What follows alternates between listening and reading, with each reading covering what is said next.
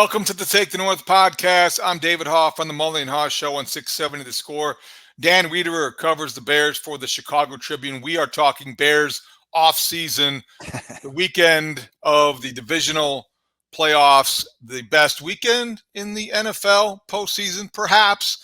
But Dan, we are talking about what the Bears are up to in terms of searching for an offensive coordinator, all kinds of draft speculation already, and just a typical offseason dialogue as it begins. What is this divisional round thing that you speak of? In my 13 years in the league, 11 in Chicago, 2 in Minnesota, I'm unfamiliar with what the divisional round weekend is. Is that another step in the playoffs? Well, somebody sent me the front page of the Chicago Tribune sports section from 13 years ago, January 17th, I believe it was. And two things stood out to me. Number one, that was a long time ago because I look a lot different. And number two, because my column was on it, and the Bears last won a playoff game 13 years ago this week. And that was it's been a lot of careers have passed and come and gone through Halas Hall since that point. So yes, I understand why these things have to be explained in Chicago, where divisional playoff games are things somebody else plays. I wonder how many different people have covered the Bears for the Chicago Tribune since they last won a playoff game. That would include you, right? Yeah. Like that. Maybe that's a list for sometime this offseason for me to compile the number of different people who have actually covered the Chicago Bears. And, one of these days we'll know what this is. I really do believe. I really do. I'm crossing my fingers. I'm hoping that they're going to unlock the door for us to experience divisional week as participants one year and not just outside observers. That list could be subtitled Masochists because, yes, we are. So the Bears are trying to fix all that and trying to get on the right track. I want to start there because the search for the offensive coordinator to replace Luke Getsy now is 9 people deep. As we sit here on this Friday before playoff weekend, the reports are, according to Albert Breer, who was first on this, the Bears are interviewing Kliff Kingsbury today. So that, to me, of the 9 names, Dan, and I want you to talk me either away from this ledge. It's not really a ledge, but talk me down a little bit. Settle me down, if you will. I think this, to me, was welcome news because it was the most unexpected news. I feel like in Kliff Kingsbury, the Bears are going counter to convention. In at least 7 of the other, I think, names, perhaps, these were guys who were tied to either Sean McVay or Kyle Shanahan and that brand of offense. You had one guy, Brady, who was linked to Matt Eberflus in his past. You had Greg Roman, who was linked to really nobody except for a certain way of maybe calling plays. And then there's Kingsbury. I love the idea. Yes, he did coach Caleb Williams at USC. I don't think it stops there in terms of the reasons why the Bears would be intrigued or interested in talking to Kliff Kingsbury. So I'm going to apologize at the outset here because I am low on answers right now. And this list keeps growing. And it reminds me of 2 years ago when they were going through the general manager and head coaching search and promising to be thorough. But at some point, you would also expect them to be targeted. And I'm having a little bit of difficulty figuring out where they're trying to go, what their target destination is. Now, Kliff Kingsbury's name on the list is obviously very attractive to a lot of people who see the connection to Caleb Williams and think, okay, at least you'd have married up familiarity between a coach and a quarterback that would help get them on the same page quicker. That's obviously been a problem here in the past with drafted quarterbacks and coaches getting on the same page and failing to stay on the same page. And so I understand that intrigue. I just need to have a better understanding of what they're targeting here in terms of what Matt's after, in terms of what Ryan is after, in terms of what guidance they're getting from above from Kevin. And it just leads us down a road where until we have a hire and until we're able to ask some of these questions, we're left to play a little bit of a guessing game here, because how much longer is this list going to get?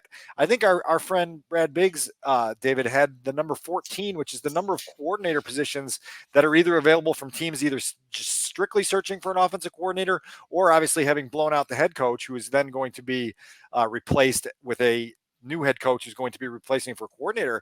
And so the Bears are in competition here. And I think at some point you better start to understand that and try to find something that works for you and get us across the finish line of this thing. I agree with all that. A couple quick points I want to make. Number one, I said this on the Mully and Haugh show, and I believe it. I don't really care how long it takes. And I, for some reason, I don't really care how long the list is. I look at it as you're the Bears and you're not playing in a playoff game. And you do have 14 openings. So there's going to be a lot of people available. It's not like if you miss out on a guy that you were targeting, there's not going to be a qualified guy left. This is a series of, at this point in time in the NFL, kind of trial and error. Luke Getsy lasted all of 2 seasons. Not that you want to do that necessarily, but let's face it. If the guy's very good at calling plays as your offensive coordinator, chances are he's going to be interviewing for head coaching jobs in a year or 2 anyway. So it doesn't bother me the state of flux that this kind of job search remains in. The second thing, in terms of Kingsbury himself, I think it accomplishes a couple of things, and which is why it kind of got me a little bit more intrigued than other names. It is part of the vetting process with Caleb Williams. He is going to be candid. He's going to have more access to information about what makes that guy tick. Yes. Most people. He's also a former head coach who came to the Arizona Cardinals from Texas Tech, and he had the air raid offense, and he also ran the ball successfully with the Cardinals. So he does offer a little bit of both. He's a smart guy. He's got some polish, and he coached Patrick Mahomes, right, and Baker Mayfield, and Kyler Murray. He knows what greatness looks like in a quarterback. And anytime you have that opportunity, I think you want to take it. Well, listen, I'm all good with the opportunity, and I am all into the research that is going to come out of this specific interview, which is being done on Friday afternoon on the West Coast. You're going to be able to get a lot of information. You better be taking notes. You better be reviewing those notes. You better be jumping in the car after wherever it is and whenever it is that you meet with Kliff Kingsbury and talking about it immediately to get all of that stuff crystallized in your head, because to all those points that you made, there's an opportunity to get very concrete knowledge of a prospect in Caleb Williams, of a vision of NFL offense, of how the two things could be married together, of trying to help you, even if you don't ultimately unite and put together a situation where Kliff Kingsbury becomes an employee at Haugh. You've at least had the opportunity to gather a ton of information from him that is going to be very helpful to you over the next 90 plus days.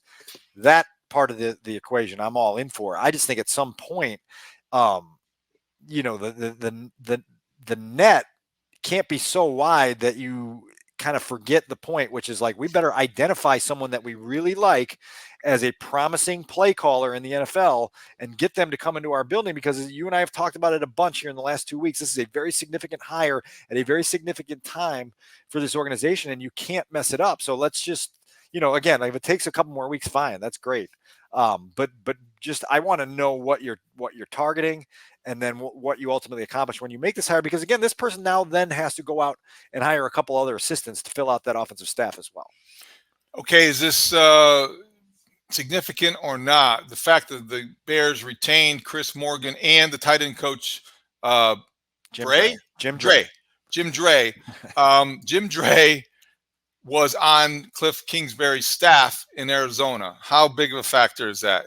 I mean, yeah, I wouldn't say a major factor whatsoever. Chris Morgan is an interesting piece in this because the Bears feel very strongly about him. They've felt very strongly about him since the day they hired him. We've seen what he's done with his position group in developing guys like Tevin Jenkins, Braxton Jones, to a lesser extent Darnell Wright, because he came in, you know, with a much higher expectation and pedigree. But he's very well respected as someone that can help you put together a rushing plan. And the Bears have obviously been very good at running the football the last couple of years, a lot of that because of Justin Fields. And so that is going to be something where he is going to have a connection with whoever you hire as the coordinator. It can't be divisive. It can't be at odds. Otherwise, you're just setting yourself up for failure again. And so, you know, it'll just be interesting to see, again, like the final picture when we have a staff put together, what it looks like and how all those guys get along and share a vision for where they want to take whoever said quarterback is going to be, which, by the way, there is some question on who that quarterback is. There's still some question. I get that. But if the final picture included Kliff Kingsbury calling plays for Caleb Williams for the Chicago Bears, that's a lot of imagination. And I dare I say that Kliff Kingsbury, based on the fact that he was prolific as a college coach, known as an innovator as a college coach or as a creative mind. Went to the NFL, took that offense with him. It succeeded for a while, and then he got fired and disappeared to Thailand. We'll get to that if he ever gets hired. But I do think that's because he had bought a one-way ticket. That was a big story. But Dan, Caleb Williams, quarterback, Kliff Kingsbury, offensive coordinator, that would be the most dynamic combination since Martz and Cutler in terms of talent and brain power. And I know that Martz and Cutler may not be the greatest example. We're talking about the Bears, though. So that's what I was just going to say, because on our last episode, we finished it by talking about my dream vision for a Chicago Bears museum.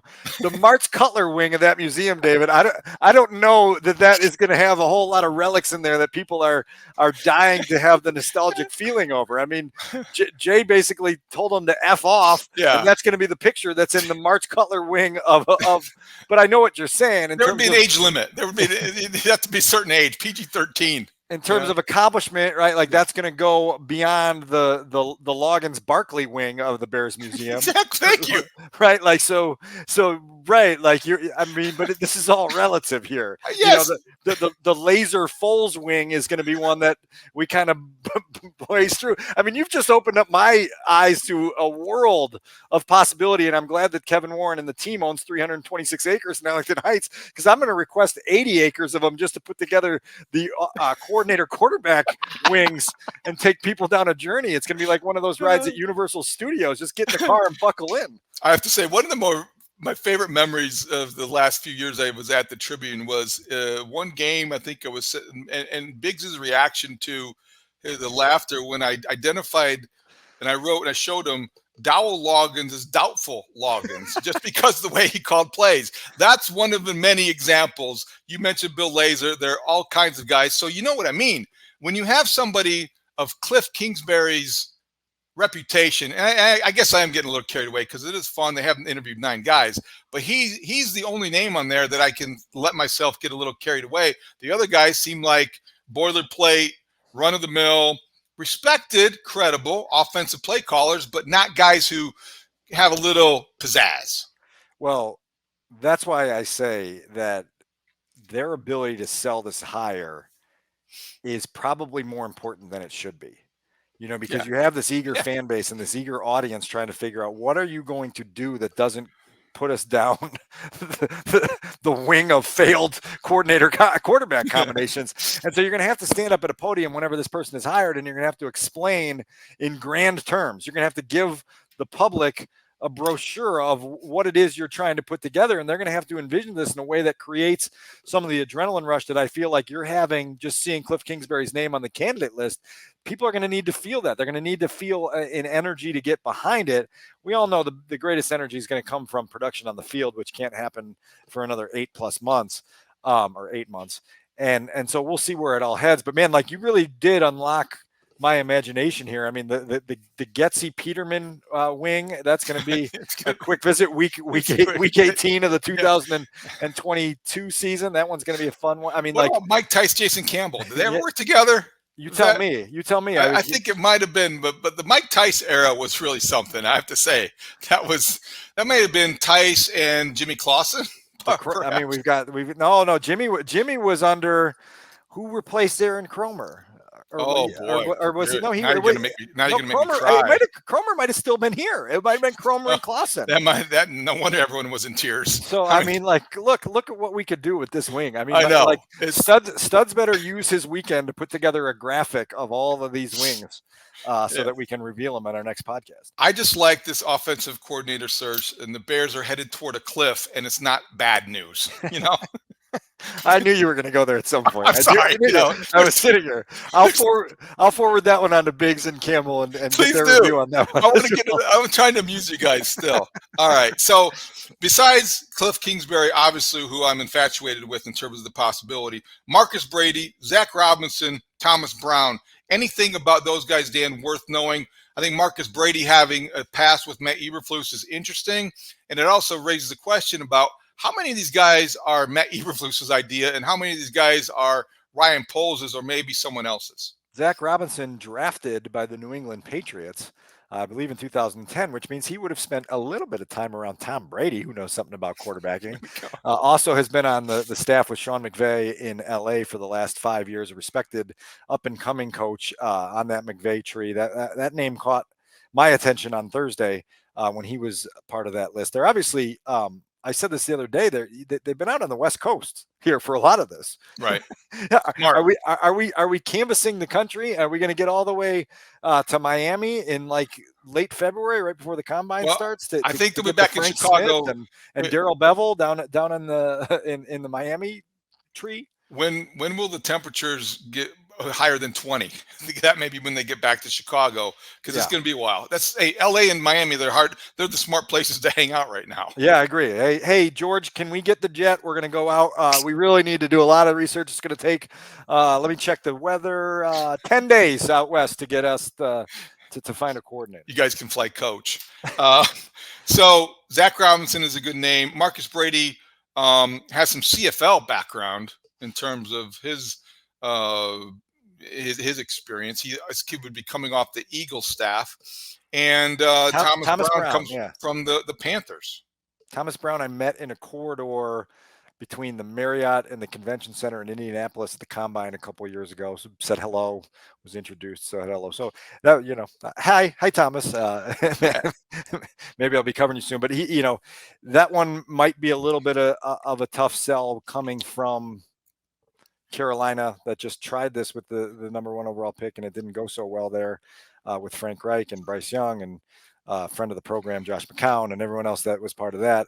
But we'll see. Is this list going to get to 15? Is it going to get to 18? Is it going to get to 20? Are they going to have to pivot because all these other teams that are going through hiring processes are going to have to figure out a way to get in the mix, and more than 12 would be cumbersome. I think if you get double digits, you're starting to wonder. Because I asked Matt directly on the day of the end of season news conference if he had a short list, and he very distinctly, yes, got a short list. Well, this list is getting pretty darn long. Define short. I have to have to flip the page, and it's like a Santa scroll at some point. Yeah, it's getting a little bit long, I think. So I think you go beyond 10, you start to wonder if they know what they're looking for. Meanwhile, the defensive coordinator, that search, maybe it's not even begun, but we haven't heard any names to let people know. We're not ignoring it. It's just there's not really any news on that front. And I don't know what else there is besides the search for the coordinators, Dan. There's the Hard Knocks development this week that the Bears could be one of 3 teams forced to be on Hard Knocks next preseason, because the Saints and the Broncos, they meet the criteria. Do you expect that to be something? No, we go through this annually. We go through this probably 2 or 3 times a year where people are wondering if they're going to be on Hard Knocks. George McCaskey has always been very emphatic in not wanting to be part of Hard Knocks. The NFL very rarely forces a team into it. Yes, there are provisions that would require them to, but usually someone raises their hand and jumps in line before they push someone into the deep end of the pool that is resisting going into the deep end of the pool. So I don't see that being a possibility. The Bears have also been very adamant about kind of producing their own content in this regard, and I would imagine that would be the direction they would continue to go. So I wouldn't put a lot of stock in that at this point at all. So when you look at the other news this week, Jaylon Johnson talked to Keyshawn Johnson on Fox Sports, the show. Can't remember the name of the show, but Keyshawn Johnson made some news because Jaylon Johnson talked about, number one, getting paid what he thinks he's worth, which would be the highest paid cornerback in the NFL. And secondly, I think he defended Justin Fields as he has in the past, but he also kind of implicated the coaching staff in terms of not being able to develop Justin Fields, and Jaylon Johnson as outspoken as ever.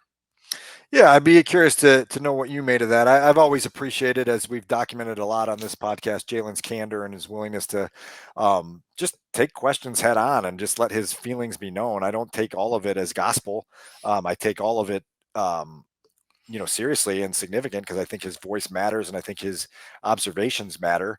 As it relates to his contract, it's going to be really interesting to see how those negotiations go, because both sides have been very emphatic about this is going to get done, this is going to get done. But until there's a number in the middle, you have to be able to navigate those waters. The Bears last weekend let Kliff Stein, who was part of their contract negotiation team, go, and he's no longer part of the organization. And so Matt Feinstein, who was a hand-selected guy from Ryan Poles when he came in as the general manager, will be kind of at the head of those negotiations, and they're going to have to find a way to make it work, right? Like if it doesn't work, then you're right back to where we were in late October and November, where Jaylon was saying, well, fine, I'll go elsewhere, trade me, and in this case, they won't be able to trade him because the contract's expiring and he'll have a chance to explore the open market. It'd be really fascinating just to see how much both sides are willing to bend. Quickly, Kliff Stein is going to be missed. He represented the Bears as well as any employee did or has in the last 22 years. And I understand why they might want to part ways and Kevin Warren bring in his own guy or whatever the case may be. But Kliff Stein always represented the Bears in a professional way and had some really innovative ways to structure contracts and things that he did very quietly behind the scenes, but also a quality individual. So he's going to be missed. As for Jaylen Johnson, on the show, All Facts, No Breaks, love that name. He told Keyshawn Johnson he wanted to be paid more than any other cornerback in football. That would be Jaire Alexander, $21 million per season. Jaire Alexander only played in 7 games this year, but one of them was the 8th one was the playoff game against the Cowboys, and he had a heck of a game. When you have guys like that, I do think that some of the rules are bent a little bit. And Jaylen Johnson, yes, he has to be more durable. Yes, he needs to catch those picks when they are thrown right to him. He did have 4, and his metrics are very good about what he did when they weren't challenging him. Dan, I think that with all the cap space the Bears have, when you identify defense as a strength of your team, and when you have a general manager who says he's not going anywhere, I think they've got to keep him. And I think that if that means paying him north of 20 per year, I think that might be the price of playing poker, and you might have to ante up. So it'll be really interesting to know whether Jaylon will be offended if he's not the highest paid. If he has sort of expressed on several occasions that he didn't need to be market resetting to be satisfied. Well, let's see. When push comes to shove at the negotiation table, if they offer you something less than that, will you agree to it? There's another part of this conversation that ties into what you were talking about with Justin Fields just a minute ago. I think one of the things that is not talked about enough in the current quarterback discussion on what the Bears should do with Fields or the number 1 pick and how they should use both of them to push themselves in a direction that builds their team properly. You talk to people around the league and they say trading Justin Fields creates, and drafting a quarterback, creates 2025 and 2026 room to build your team. It's like there's this fixation on the draft capital the Bears can get for trading the number 1 over pick and what they can use to turn that into. By trading Justin Fields, you're also giving yourself, let's say Justin Fields got the Daniel Jones deal after his 4th year, and they gave him 4 years and $160 million. It's $40 million a year on your quarterback position that prevents you from signing a starter on both sides of the ball, probably 4 or 5 depth pieces, and continuing to do that part of the roster building process while your young rookie quarterback is on that rookie deal. That's why people talk about that rookie quarterback clock so often, because that gives you resources to build your team in that direction. And everyone that I've spoken to, David, talks about 2025 and 2026 as being the bargain years for your quarterback position if that's the direction you decide to go. I bring that up in relation to Jaylen Johnson because that is the type of thing that could help Jaylen Johnson get paid the money that he wants to be paid to stick around. Bookmark this, studs. It's this podcast at this point because this is the point when you're talking about what to pay Jaylen Johnson, why going to a rookie quarterback makes sense, why taking advantage of drafting first and having Caleb Williams there makes sense. It's all about, it's Justin Fields versus Caleb Williams. And I'm fine with that comparison, but it's more than that. That's way more. Dan, you just expressed it perfectly and why people have to remember this. When we're talking about, sign Jaylen Johnson, make him north of $20 million because you have to keep him, you have your defensive identity. It's all related. Yeah, you swallowed up some of your salary cap space. Yes, because if you keep Justin Fields down the road, you're not going to be able to keep Jaylen Johnson and pay him what he is going to need to stay. So all of a sudden, then you're elevating Tyreek Stevenson to be your number 1 corner. You're going out to get a veteran to fill in that gap, and your defense is not what it was or is or could be. So it's all related. Everything's connected. It's all connected. All right. Are connected.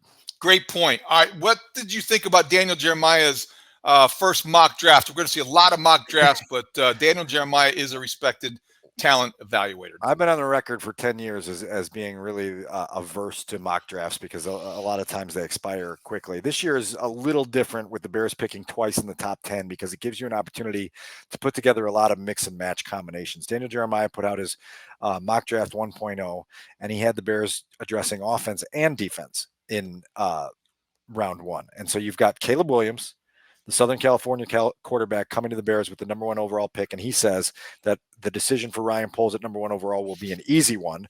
You take the most talented quarterback in the class, and then you go through what is unfortunately going to be a run on receivers in his mock draft. Marvin Harrison to the Cardinals at 4, Rome Odunze to the Chargers at 5, Malik Neighbors to the Giants at 6, and you got to wait till number 9, but you still get one of the best edge rushers in the draft, and it's Jared Verse from Florida State. If you walk out of night one of the draft with a franchise quarterback in Caleb Williams and one of the best edge rushers in the class to pair with Montez Sweat, like, there will be reason for this fan base to be going nuts, about where they could be headed with two rookies being able to help you right away in that regard. I believe that in DJ's first mock draft, Jared Verse is the second defensive player off the board, following Dallas Turner, the Alabama edge rusher, who would go 1 pick before them to the Falcons. So it just kind of gives you an idea early on here as we sift through this, the ability to put together this combination. If you do choose to keep the number 1 pick, you still have a pick in the top 10 that allows you to get really good in another area also. I want either a left tackle or a wide receiver for the Bears at 9 if you pick Caleb Williams first, only to try to maximize the value of the quarterback pick. So I get the edge rusher thing. I think that you could probably. Would you take Brock Bowers as a pass catching tight end? I think that would count. Yeah, I think that might be, if he becomes again, early draft talk, the ceilings are always going to be higher. But if he becomes your Travis Kelce, yeah, I think that Sam Laporta. You can pair him with Colt Kmet. There's room for everybody, especially if you have a quarterback that can deliver the ball where he wants, when he wants to. So somebody like that, a weapon, and then or a protector, a weapon or protector for a quarterback, because you want to maximize the pick at number 1. So that would be the way I early on would be leaning if I'm Ryan Poles. This initial mock draft has quarterbacks going 1, 2, 3, Williams, May, and Jaden Daniels. It has Bo Nix in the top 15 from DJ. So that's the highest we've seen that to this point. That's obviously something to keep an eye on. I don't believe JJ McCarthy was listed in the first round here. So that's another one to I've seen him listed as high as 11. But it's early. It's early in the process. All right, Dan, before we get out of here, there's plenty of time to get to the mock drafts.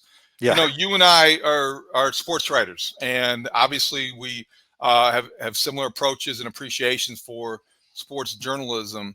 Tough day, awful day for the industry. Friday, Sports Illustrated is no more.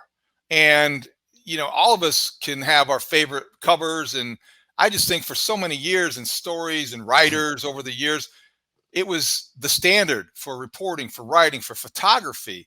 And it just is such a sad day for the industry, for people who do what we do and love what we love. I don't know even how to, we can't address it adequately in a podcast or an interview or anything, because it's like an industry, the atrophy is just so demoralizing and deflating to watch. And this is just another blow.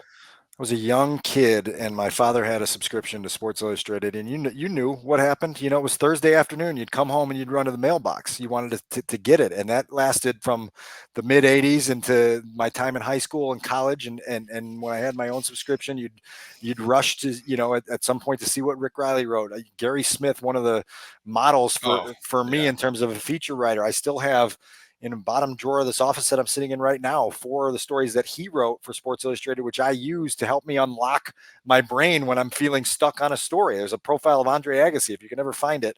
It's one of my favorite stories ever. Also one of Randy Shannon that he wrote that I use all the time to kind of feel it out. To your point, it's insane to see what's happened to our industry, to see what's happened to our business, to think that an iconic establishment like Sports Illustrated, I have boxes and tubs full of old SIs in our garage right now. My wife asks, why are you keeping these? I never have a good answer. It's a nostalgic attraction of things that I like to dust off every once in a while and read through and understand what really deep reporting and journalism and sports writing was all about. And that was the model. That was my dream job, David, growing up. And so to see the state that it's in today, it's honestly, it's unfathomable. And so hearts out to all those people that are going to lose work and lose jobs and have to restart. And everyone that is in this business usually is into it because they have a great passion for what we do. And it's always heartbreaking when things like this go down.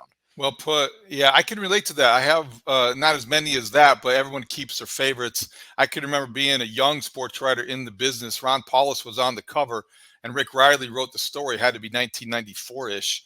And I was such a thrill that Rick Riley quoted a column that I wrote in the South Bend Tribune about Ron Paulus because awesome. of describing him. And that was like, all right, that's cool. Just like you keep certain things, you keep certain stories. And whether it's Frank DeFord and some of his features, the one on Bobby Knight is epic. And, when you grow up in Indiana, those are things you commit to memory, and the leads and the style.